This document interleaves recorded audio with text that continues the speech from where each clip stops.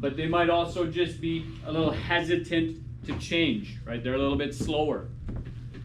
Right? You kids ever seen those cute little animal videos? They show like a mama duck with its babies, ducklings.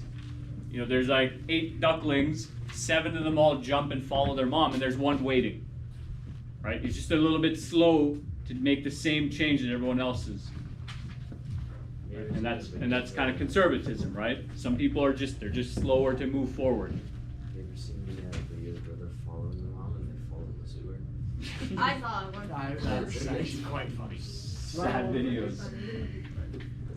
Liberalism is they're just more progressive, right? They want change, yes. Yes, that's true. I'm a liberal. I'll give you change. How much you want? 25 cents? No, I'm a liberal. Is that better? No, I'm a liberal. Oh. Yes. What's up? What's wrong with being liberal? Okay. So liberalism is more about progressive views, right? And progress in general. Nowadays it's kind of challenging, like so liberalism should not be confused with the Liberal Party or Justin Trudeau's Liberal Party. Okay, these are 2 separate things. Okay. Liberalism is basically saying, well, this is the status quo, this is how we do things. Like, what changes can we make? How can we improve these systems? Right?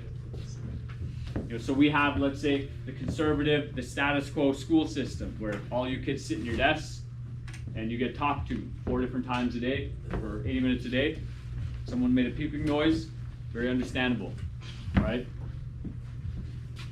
Liberal view of school would say, well, how do we change that? What can we do differently? You know, can we give the students more time at lunch, more times in breaks? Can we maybe have 2 or 3 small gym classes throughout the day so kids get exercise and movement, so they're not just always sitting? You know, can we go outside sometimes? Right? So it's just about change. And then you have people moderate, they're just in the middle. They don't want to conserve too much, they don't want to change too much. Right? Maybe they have some conservative views, maybe they have some liberal views. Okay. And so this is the economic, this is the political spectrum. Okay.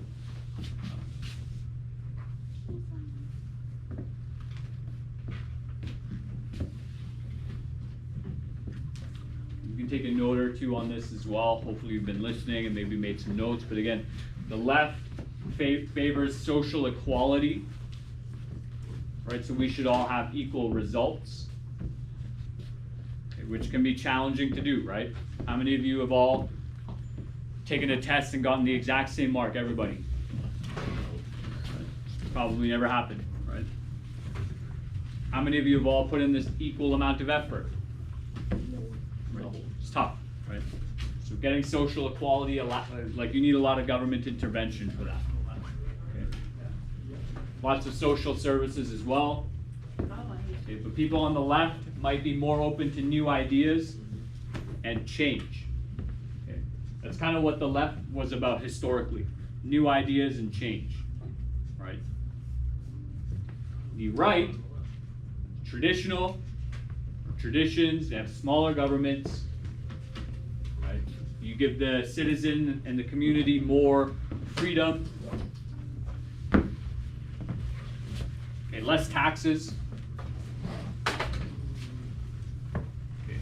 And the right can be more about, you know, people being responsible and capable individuals, taking care of themselves.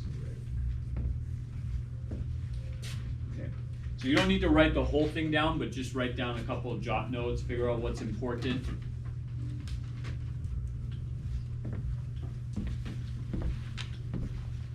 I'll give you another like 10-15 seconds just to write whatever you want down.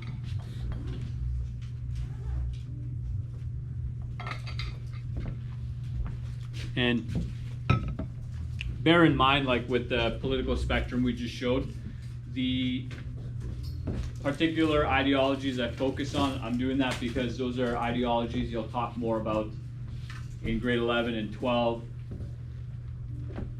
And so getting that information now will kind of bridge that. Maybe hopefully you'll remember by the time you get there, although most kids tend to forget everything over summer. I'm gonna move on, but this PowerPoint and this video will be available later, okay?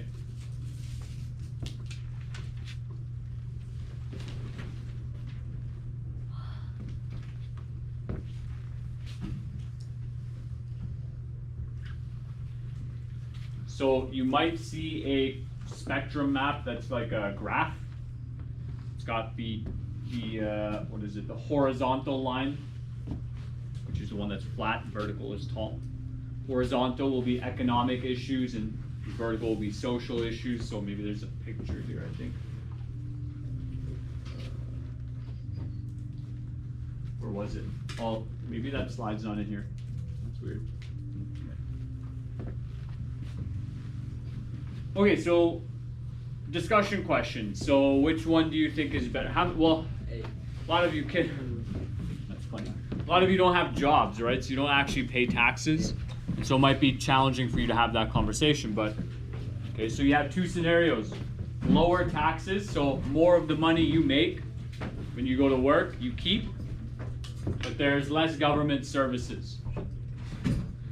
The other situation is higher taxes and more government services. So I think you had your hand up first. Oh, sure. You want to just walk on this side? I can cover. I have a job. Okay. Okay. Do you want to answer the question? No. I have. You're pretty outspoken. You said A. How come? Taxes are bad. Why are Well, we're taxes like bad? taking Stealing 70% money from us. We're gonna make taking Okay. 70% of your paycheck. But I mean, government services are good, but like, if we as individuals choose to do something, then like we can still still have change, but we wouldn't have to pay as much taxes. Taxes should be Okay. optional. Taxes should be optional. We should have less taxes. Do you Yeah. want to share your answer as well? I kind of agree that taxes should be optional, but the people who choose not to pay taxes should not be able to have access to those public services such as healthcare, stuff like that. And I prefer higher taxes and more government services as opposed because you're probably paying higher for the private services. Yeah. Okay, so that's interesting. So you believe that it should be optional, but that if you choose not to pay for something, you don't get that service, which is reasonable, right?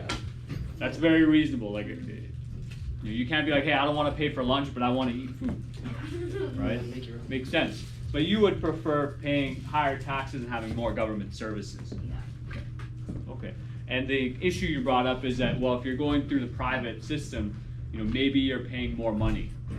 Way more. But what if through the private system it's quicker and you have more access, right? So like, I'll just give you kids a story. I recently got some blood work done, and a friend of mine, prior to that as well, he was trying to get some blood work done. And he went to this doctor, public healthcare, and he listed out some of the issues, some of the health challenges he was facing, and said, hey, I want to get this blood work done, and I want to check my testosterone levels as well. So my friend, he's quite muscular. He's a pretty jacked guy. And the doctor looked at him, kind of looked him up and down, and said, oh, well, that's clearly not an issue for you, and denied him this blood work, right? And so it is challenging, right? How many of you have gone to like a Mediclinic if you needed to see a doctor or nurse? How long did it take? Well, my mom works in a hospital, so Oh, I kind of got it. no way you got an inside scoop. Okay. Anyone else? I remember I remember I was rolling downhill, got a rock stuck in my foot. It was about 20-minute wait time and my foot was still bleeding. Oh. How does that happen when you're I was in sandals, so 20 minutes? Still. Over here? Yeah, that'd be 20 minutes. Hours. Doctor's office. it was Hours. bloody Oh. hell. Yes. Oh, yeah. Were you in a Mediclinic or a hospital nearby? I had to get stitches afterwards. Okay. I was bleeding up to the So over there, emergency room, few hours, right? And that's pretty standard now. Even I broke my fibula. This is probably 2013. and I was at a Mediclinic and I had to wait hours to get a cast, right, just to see a doctor, right? And so there are challenges to both sides, right? Like, some people are willing to pay more money for healthcare services, but to have better access and to have more freedom or rights in terms of their treatment. So it is challenging, right? You had your hand up? You did. Anyone else want to comment? You know, which one would you pick? Which one would you pick? I would pick A. I'm not a big fan of paying taxes. I'm grateful to have a paycheck.